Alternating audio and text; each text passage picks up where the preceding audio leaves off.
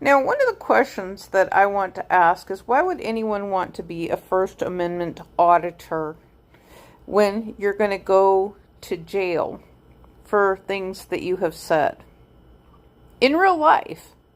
Which is my understanding that if and when someone goes to jail over things that they have said that are not crimes, then you have violated that person's civil rights, sending them to jail over civil rights violations, which that would entail that being of a county sheriff that has done that.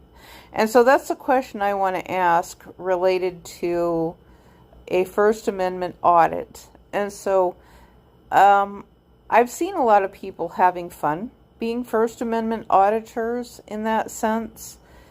And so they've had conversations with people, they've had conversations with police officers. But at the same time, I know some of them purposely get confrontational and very, very mean with them, which that has never made any sense to me. Why they get mean and mean-spirited in the way that they do.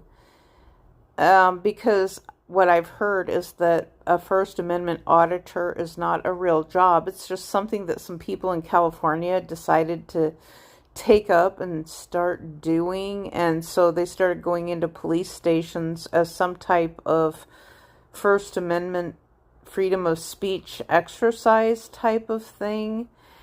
And so it sounded like they were met with some confrontations. Now, there are some people who said attorneys are actually picking up their cameras and they go out sometimes and they record police stations and fire stations and different places, courthouses, just to see how people are. And so when the attorneys do that, then they have no idea that they are attorneys. And so the attorneys are very inconspicuous and they don't.